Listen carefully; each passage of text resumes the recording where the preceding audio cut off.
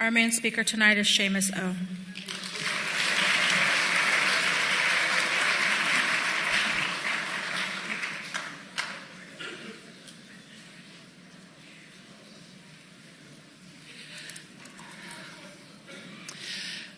Good evening, everybody. My name is Seamus O'Connor, and I'm an alcoholic. And I'm not from around here, as you can probably detect from my accent. I come from Northern Ireland, which is a place, it's close to Ireland, but different. Kidding. My family, neither of my parents was alcoholic. But it was one of those families that some of you may be familiar with, where you woke up in the morning and the first thing you did, your antenna went up to detect the emotional temperature of the house because there was so much rage in the place. And the result is that, I grew up and I think I was probably codependent from the beginning. I knew exactly what you wanted from me, but I didn't have a clue what I wanted.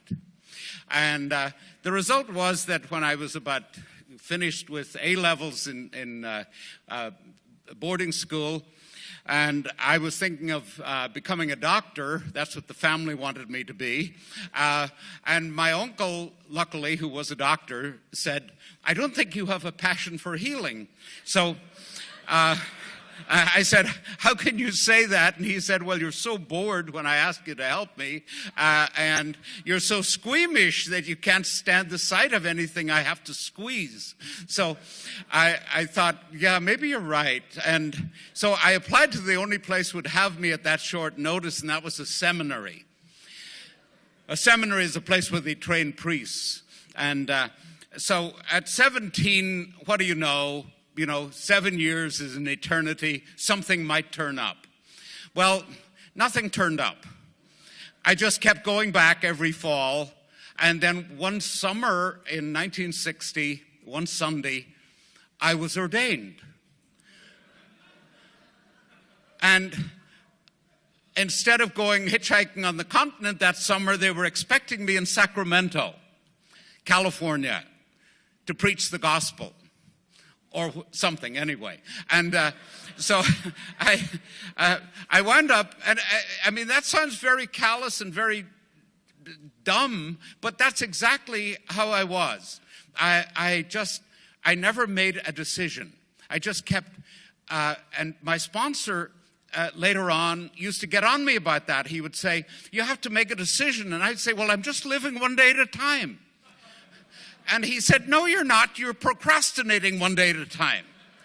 And that sort of blew my cover, but that's how I'd lived my life, procrastinating one day at a time. And it's funny, I was sober about 2 years, and I was in San Francisco at a meeting, and this gal told my story. She said, one day, "I woke up, I was in the aisle of Kmart, and I had 2 kids. And I came to, and I realized the last decision I made, I was a sophomore in McClatchy High School in Sacramento. And that was just exactly my story.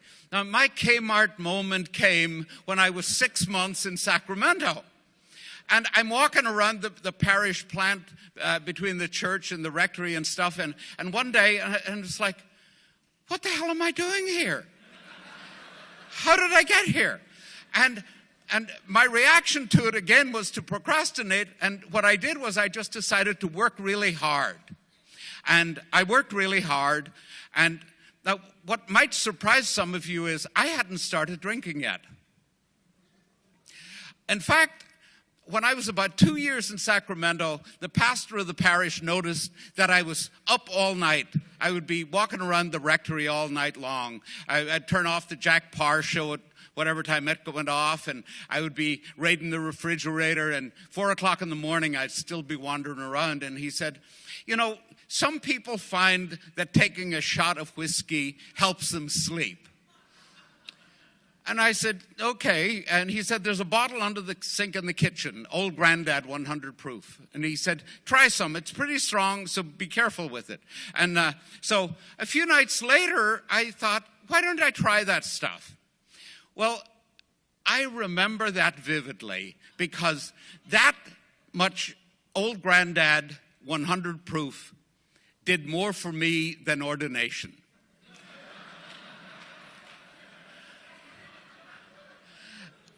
I suddenly felt normal. And I realized that that's what I said to myself. I feel normal. I had no idea how much tension and stress I was carrying until it went away. And, within 2 years, I was drinking a fifth of Old Granddad 100 proof every day. And it wasn't having any bad effects. I was teaching high school. If you went to Bishop Armstrong High School in Sacramento, you probably had me for English or math or something. And then I'd come back and I'd work in the parish. And I was the hardest working priest in the diocese. But I was drinking a fifth a day, and my friends were worried. And then one day I get called into the bishop's office. And the boys are saying to me, I think you're for it this time. And instead, they asked me, would I go for a doctoral program for 5 years to Washington, D.C.? Well, now that's like, some glorious thing sent from heaven, because it meant getting out of Sacramento. And I got 5 years in graduate school, and nobody was checking up on you, and I made it great for about 3 of those years, drinking heavily, getting by pretty well in my schoolwork, until I started getting depressed. And I got so depressed that I called the only priest I knew who was in the program back in Sacramento. And I was telling him about this friend of mine who drank a lot and was very depressed. And he said, well, how much are you drinking? And so he said, when do you come home? And I told him it was only a week or so away, and I was driving across country. And he said, well, don't drink the day you come in. And he said, and we'll go to an AA meeting. And I said, do you think it's that bad? And he said, well, you can find out if it is or not. And so I met him at a place called Creekside in Sacramento, a big Tuesday night meeting. And the meeting was started already when we're coming in from the parking lot. And I grabbed him by the arm and I said, I want to be really clear. I am not joining tonight. And he looked at me in a very knowing, sympathetic way, and he said, don't sign anything tonight. Just listen. And under those terms, I came reluctantly into Alcoholics Anonymous. I was afraid of it. I was afraid it might be Protestant. God forbid. I mean, I didn't know what it was. And so I sat there, and I don't know I took in much that first night at the meeting. The only thing that remained with me was, and I know some people are offended sometimes by language in AA, rough language. The only thing I remembered was they were using a lot of 4-letter words and talking about spirituality, all in the same sentence. And that at least, I thought to myself, at least that's different. This might work. And I was impressed by that.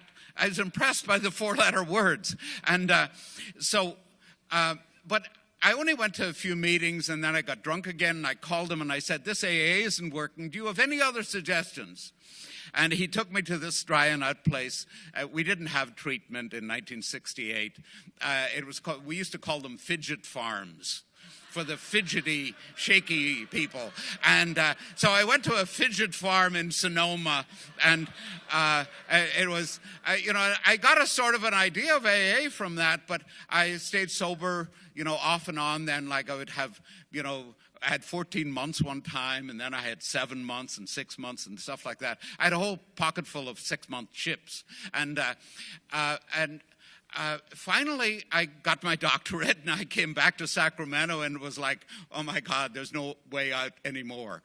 No more 5-year reprieves. And I started drinking and attempted suicide. And my last night of partying was sitting in my car with the hose in the back window. I had taken every drop of alcohol and every pill I could find, and I went to sleep with the car running and the hose in the back window. And I had wrecked my car the day before, and I had a loner.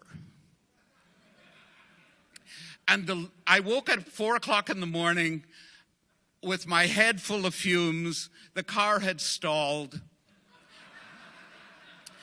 And I started this period of sobriety sitting out in the school playground behind St. Anne's Rectory in Sacramento on February the 22nd, 1971.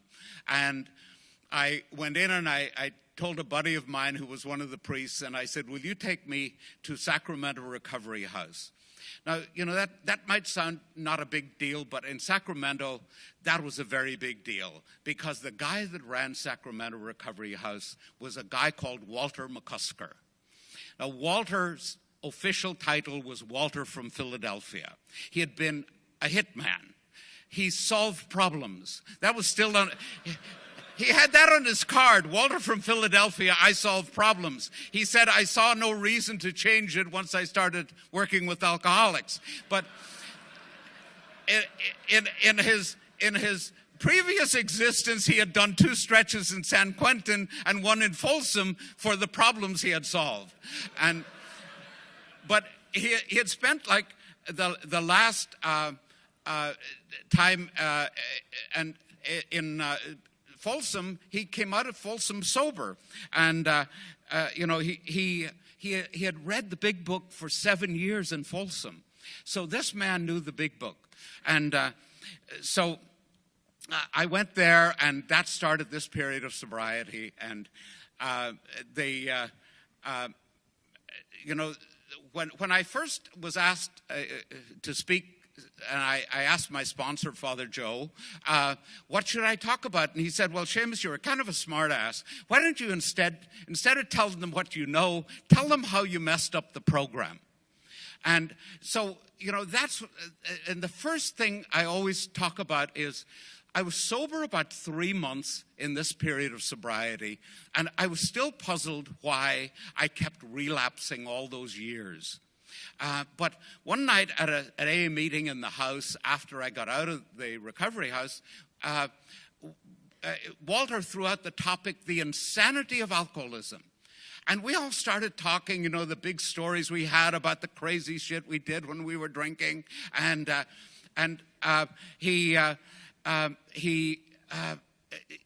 I told mine about getting my car wedged on the Western Pacific Railroad tracks in Sacramento at midnight. And I just finished my crazy story when I heard this kitchen chair bang on the floor, and Walter stood up and he said, well, somebody talk about the insanity of alcoholism and shut up about how goofy you were when you were drunk. And we all looked at each other and went, what's wrong with Walter? We didn't get it. Walter had walked out of the room, and I didn't have a clue. And about 3 days later, I go by the recovery house, and I kind of, well, how are you feeling today, Walter? And he looked up from his big chair, and he said to me, you know something? You still don't know what the hell we're talking about, do you? He said, you're supposed to be a smart guy. And he said, you still don't know what we're talking about.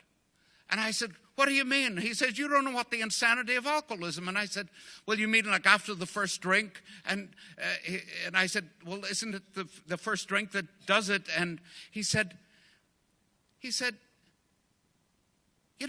you think that wasn't discovered until the 1930s? He said, Aristotle's grandmother knew that. When her old man was on the wagon and she saw him having an ouzo, she knew what she was in for. He was off again. And he said, you can't possibly imagine that I can't believe that's what you thought AA was about. And I said, well, that's what I hear. And he said, do you still carry your big book? I always carried my big book in the car. He said, bring it in. I was a great underliner and highlighter. I had like 3 or 4 colors of highlighters in my book. The really important stuff and the not so and whatnot. And he says, I would like you to open the book at page 35 and tell me what you have underlined in page 35. I said, I have nothing on 35. I've got stuff on 34. He said, I want you to read the first lines of page 35. And it says, so we shall describe some of the mental states that precede a relapse into drinking, for obviously this is the crux of the problem.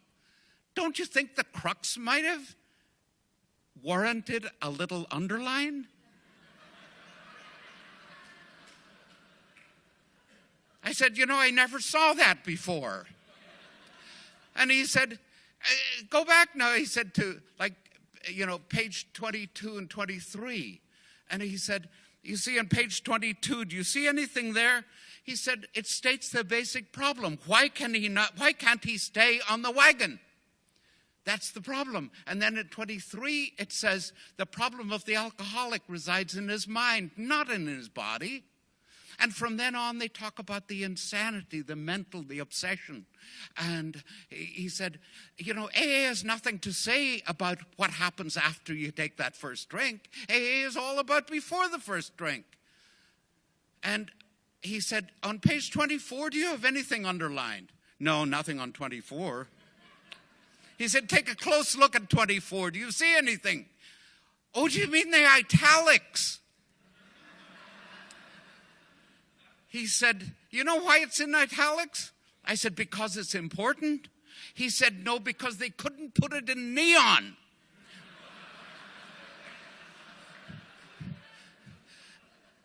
And for reasons yet obscure, the alcoholic seems to have lost the power of choice in drink.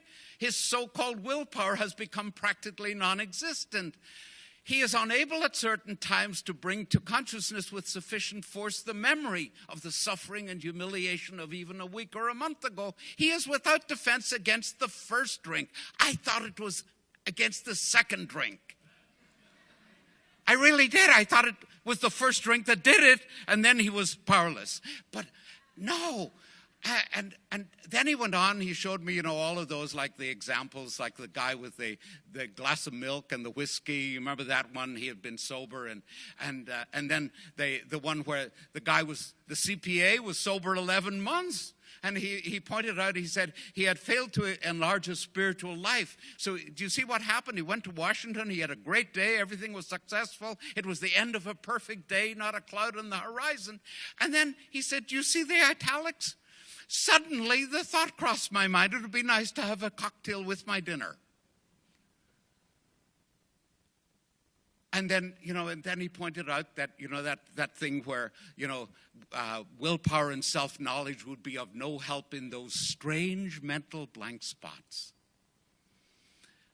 And the final part of that chapter, once more, the alcoholic at certain times has no effective mental defense against the first drink, not against the second drink. I had sort of always stuffed that. I couldn't let anything new in beyond my denial. So the only thing that got in was stuff that agreed with what I already thought. And anything else I filtered out. And so he told me after he got through with that, he said, I looked at you afterwards, years afterwards, he told me, he said, I looked at you and all I could think of was an old Coke machine where you put the quarters in and nothing happens. You've had sponsees like that, right?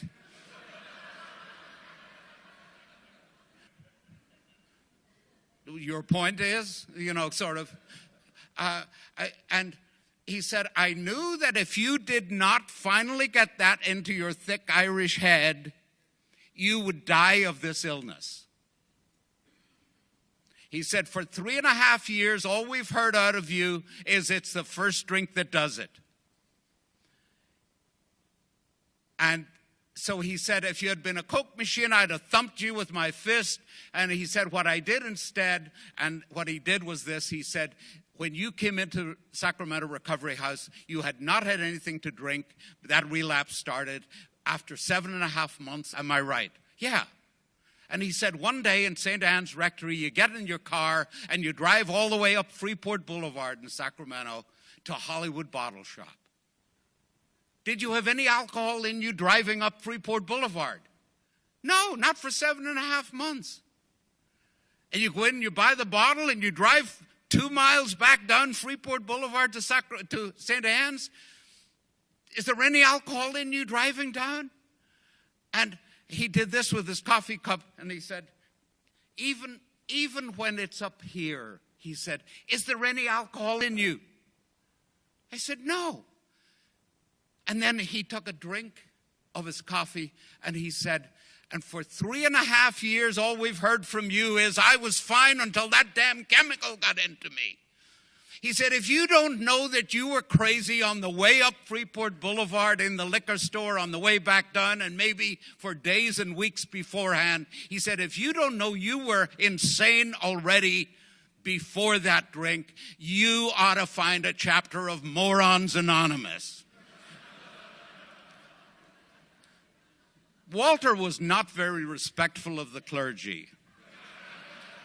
Well, it got through to me, and I told him, I said, what you're telling me, Walter, is scaring the hell out of me. He said, if you don't get scared, you don't understand what we're saying. Powerless over alcohol means no power to prevent yourself. And he said, you always pick up the first drink sober of your relapse. You always pick up the first drink of your relapse sober. He said, and that's the craziest, most insane thing that you do. And he showed me that thing, where it says on page 37, where the guy took the alcohol in the glass of milk, and it says, there was always the curious mental phenomenon that parallel with our sound reasoning, there inevitably ran some insanely trivial excuse for taking the first drink. Our sane reasoning failed to hold us in check. The insane idea won out. And next day we would ask, how could it have happened? And it was exactly my story. I never actually had any kind of, those Hollywood relapses, where somebody's wounded and they're fighting it and they're all torn up emotionally and there's a big backstory to their relapse. My relapse has never had a backstory. I just picked up. It could be a good day, it could be a bad day, it could be any day in between. And, but I was frightened then when Walter finally got that through to me. And I went and reported him to Father Joe. And Father Joe was very sympathetic. He said, thank God somebody finally got that through to you. We had almost given up hope of you ever getting that about the insanity that precedes the first drink. He said, we'd almost given up hope that you'd ever get that. Thank God for Walter. And Walter was a rough character. And that's what it took in that case. So what I said, so what do I do? I have no defense against the first drink. And he said, that's what the program is about. He said, now you know why we have a path of 12 steps. And along that path of 12 steps, something will happen to you. You will have a psychic change. And I said, well, what do you mean? He said, they call it sometimes a vital spiritual experience or a psychic change. And he says, well, you know what spiritual is, don't you? And we went through, both of us had, back in ancient days, you learned a lot of Latin, particularly if you're going to be a priest. And so I knew that religion came from the word re, meaning again, and ligio, meaning to tie. So religion comes from connecting you back to your traditions. So whatever your tradition is, those are religious things. They have ceremonies and they have, shared beliefs and many things of that kind. Whereas spiritual, the word spiritual comes from the word spireo, S-P-I-R-A-O, a Latin word also, which means I breathe. And we get aspiration, respiration, expire, you expire. You give somebody artificial respiration, It's about breathing. It's about, and so he said, it's a spiritual thing, not a religious thing. And I thought I got it until one night at a meeting, this plumber in Sacramento came up to me and he said, you're a clergyman and I hesitate to tell you your own business, but he said, you don't seem to know the difference between religion and spirituality. Half the time in there you're talking about religion. And I said, well, I think I know. And he said, here's something that I found useful. And he told me this little story about a couple of guys going out by Folsom, and they're past a meadow, and in the meadow there's a few young horses, foals. And there's one in particular is running around, kicking up his heels, snorting, nipping, and all of these things. And he looks at you and he says, that's a spirited animal. What does he mean? I says, you mean lively and full of life? He said, exactly. He said, would you ever say that's a religious animal? And I got it far clearer from him than from Father Joe's rather sophisticated explanation. But the spiritual program and I remember asking Joe about it, and he said, remember he said, when you asked me, how long do I have to keep going to these meetings, which is one of my first days out of treatment. How long do I have to keep going to these meetings? Like, tell me the truth, really. And he said, you have to go till you want to go. And at that time, I had no idea what that meant. It's like, I don't know what that could possibly mean. And he said, but a spiritual change is something that is like a change of taste.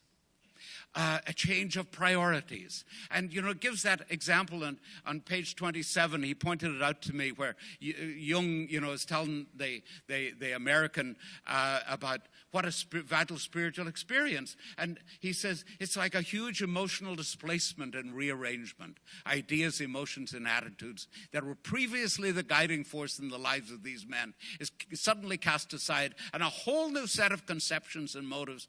And that just sounded so dry and academic and esoteric, and it meant nothing to me until somebody says, have you ever been in love? Oh, God, yeah, that was my problem as a priest. By the way, I haven't been a priest for 46 years. I've been married. But have you ever been? And he said, would you maybe describe that as a huge emotional displacement and rearrangement, that ideas, emotions, and attitudes? And then I heard a woman at a meeting saying, boy, the first day I held my first child, she said, huge emotional displacement and rearrangement, ideas, emotions, and attitudes that had previously been the guiding force were cast aside, and a whole new set of conceptions and motives began to dominate me. And I began to realize this wasn't such a rare, exceptional human thing. It was just a massive change in your values and taste. And Joe said to me, he said, as you walk that path of 12 steps, you'll find something happens to you. He said, you'll get a taste for things that are right. And I had always had a taste for things that were wrong. And I couldn't even imagine having a taste for things that are right. And so I remember one of the times, the last time I came back, I used to go to a Friday night meeting in Sonoma still. And there was this agnostic, a little World War II Marine vet, drove a pickup truck, had a gun rack, and he was an adamant agnostic. And he had about 15 years sober.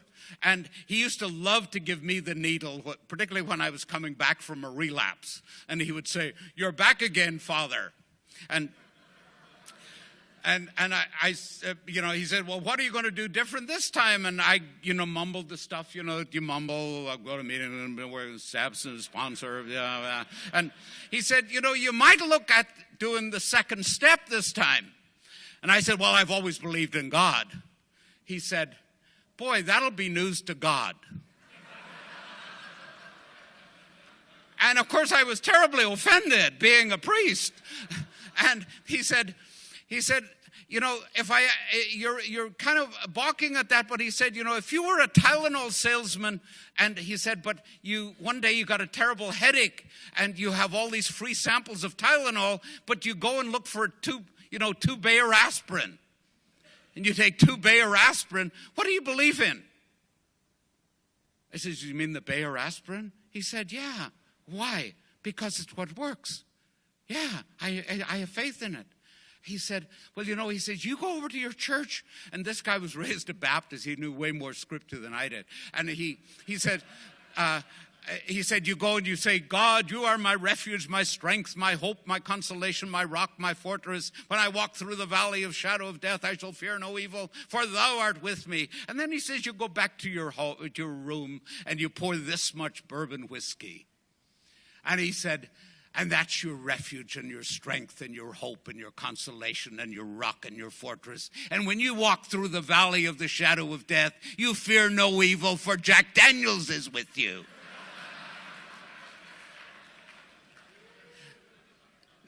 And he was kind enough to point out that chapter 5 starts off how it works. And in the first paragraph, 3 times, it talks about rigorously honest with myself, the capacity to be honest. He said, you can never make it unless you can stop believing your lying mind and look honestly at your behavior. It tells you what you believe in. And, you know, again, I reported him to Father Joe, too, of course. And Joe says, I think the man has a point, you know. And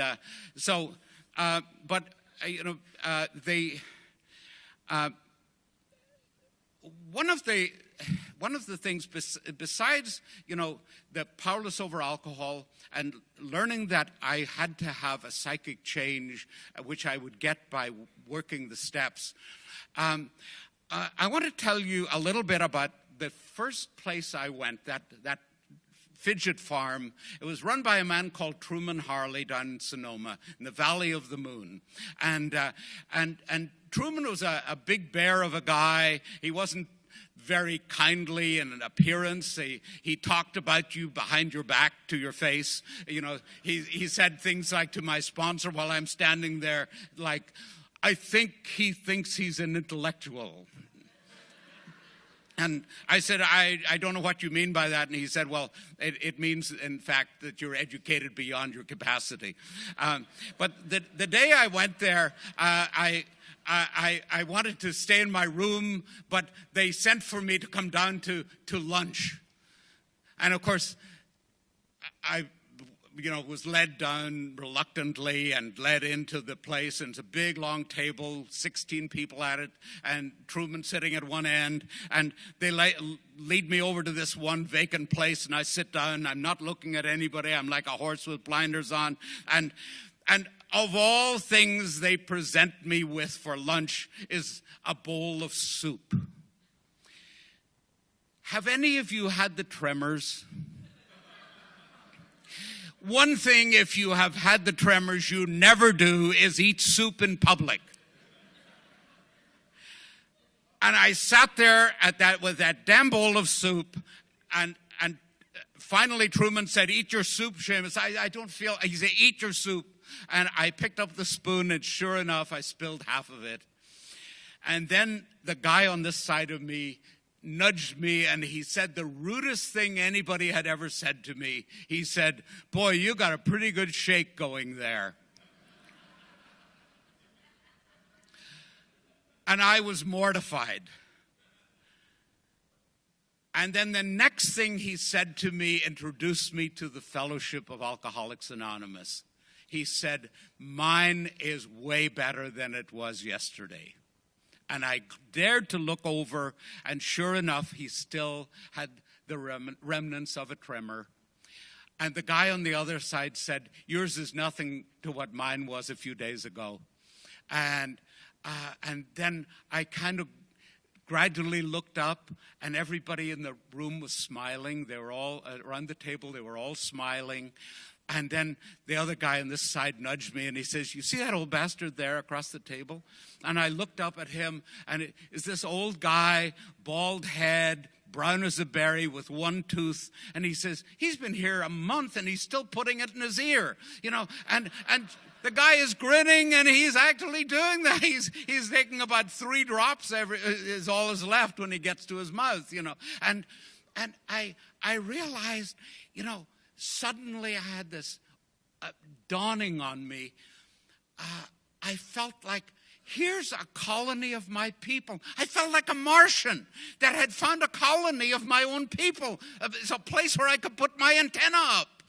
I didn't have to pretend I was from France or something, like the Coneheads.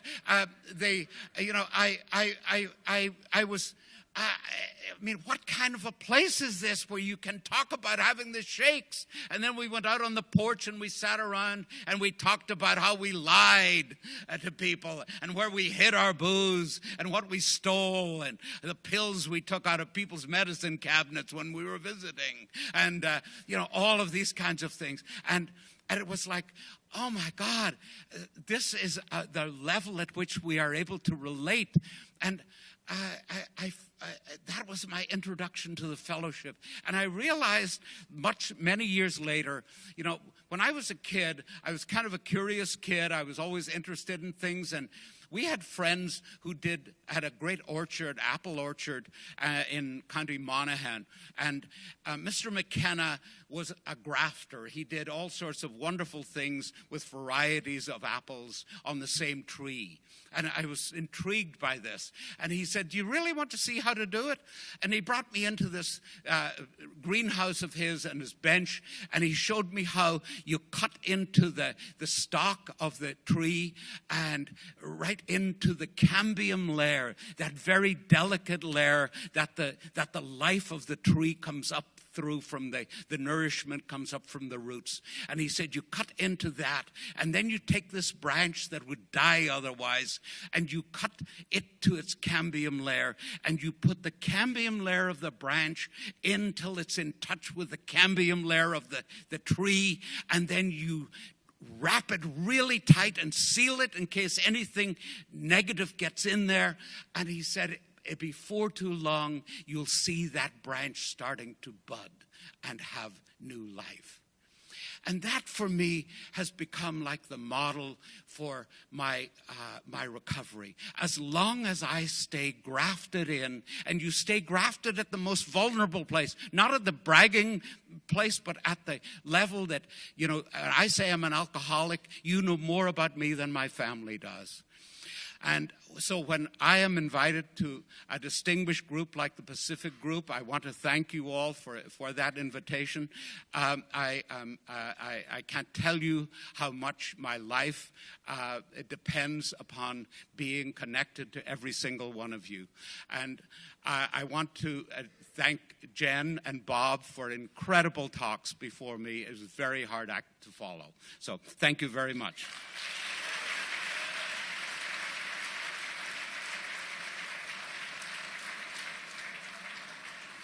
Celebrate AA birthdays at this meeting. For every 365 days of continuous sobriety, we give a cake for the appropriate number of candles on it, with the appropriate number of candles on it. If you're a regular attender of tonight's meeting and would like to take a cake with us, please see me at the door before the meeting. We have several birthdays tonight. Several. So let's sing briskly and speak briefly. Birthday people, don't forget to pick up your candles from the cake table as you exit the podium. Our first birthday tonight is for 2 years for Kristen H. Hi, I'm Kristen, alcoholic. I'd like to thank my higher power, my sponsor Janice, my previous sponsors Tina Albert and Amy Lapides, my family, Clancy for the structure, and all of you. Happy birthday, Kristen. We have a 4-year birthday for Rudy P. Happy birthday. My name is Rudy. I'm an alcoholic. I want to thank my sponsor, Tom, for giving me that cake. I want to thank my previous sponsors, Paul Corman and Steve Watson. My good friends, Tim and Lisa Malloy, Rosie, Ryan. Happy birthday, Rudy. We have another 4-year birthday for Joe B. Hi, Joe Alcoholic. I'd like to thank God, AA, my amazing sponsor, class of 2014, the tape crew, and the PG players, and all of you. Thank you. Happy birthday, Joe. We have another 4-year birthday for Rod J.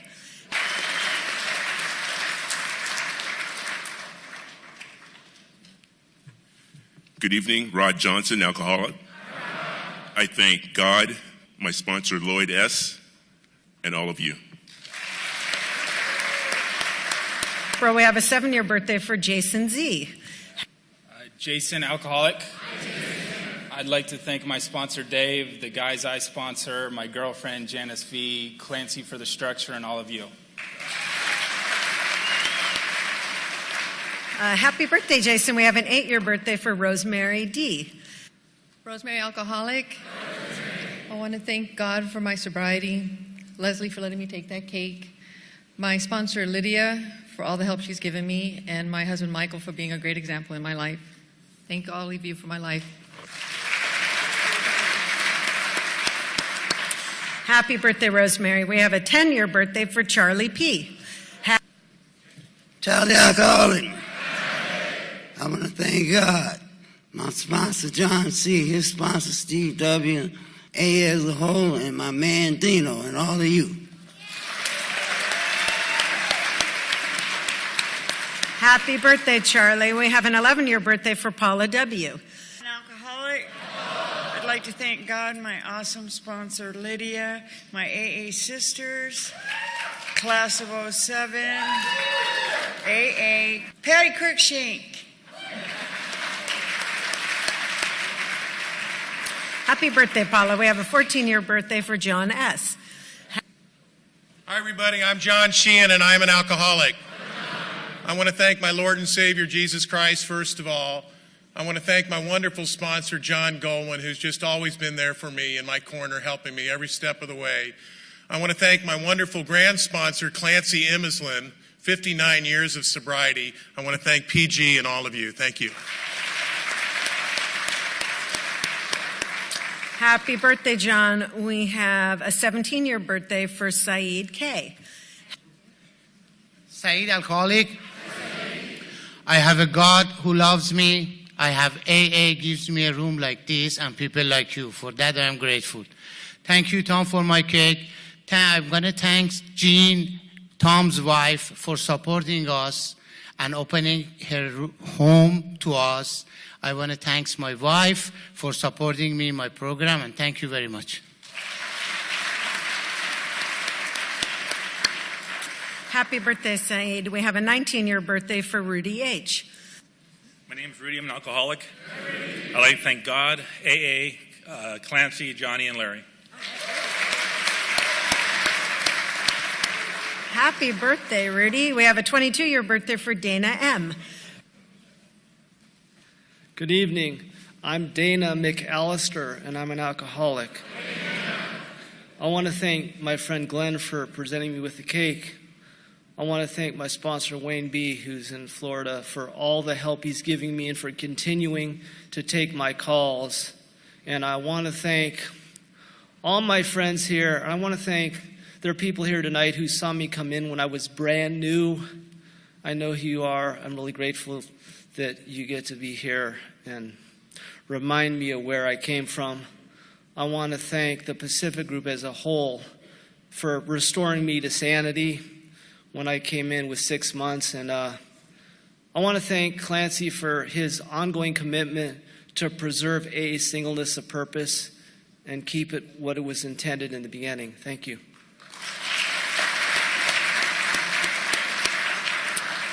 Happy birthday, Dana. We have another 22-year birthday for Ashok D. Good evening, ladies and gentlemen. Ashok Desai, alcoholic. I'd like to thank the class of 96, Crazy Mix of 96 in the house. I'd like to thank my first sponsor, Jan Johannes. He's right there. He's a stand-up guy. He's helped me for the first 11 years. I'd like to thank Clancy Immisland for being my sponsor for the second 11 years. And I'd like to really thank the Pacific Group members who really walk the walk when they say thank you Pacific Group. They actually show up for panels and represent the Pacific Group as opposed to the rest of you who just say it. Thank you.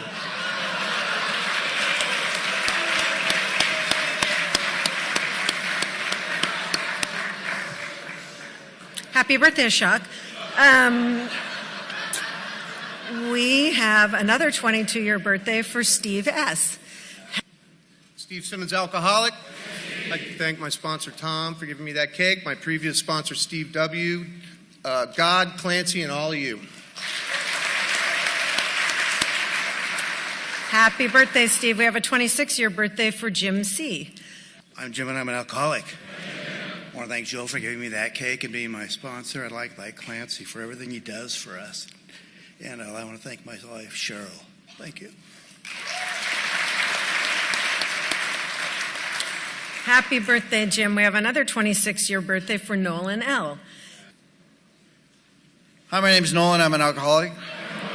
I'd like to thank my higher power for everything he's given me and everything he's taken away. I'd like to thank my sponsor, Tom, for his love and support this last year. I'd like to thank my AA brothers. I'd like to thank the chosen few of 92. I'd like to thank the gentleman that called me sponsor. I'd like to thank my kids. I'd like to thank Pacific Group and Quality of Life. Thank you.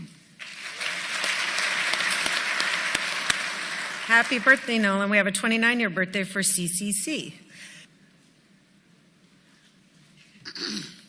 Oh, my God. My name is Cece. I'm an alcoholic.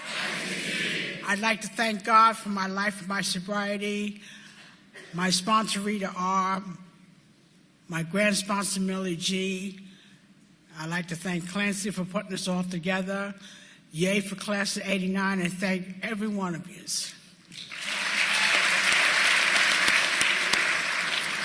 Happy birthday, Cece, and we have a 30-year birthday for Susie S.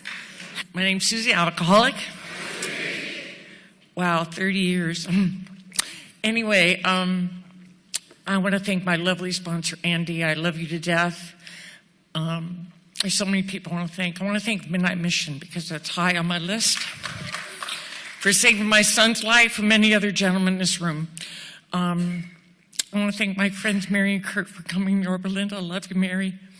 I want to thank the woman I sponsor. You saved me more than I saved you. Thank you, Mel. Almost 28 years married. Thank you.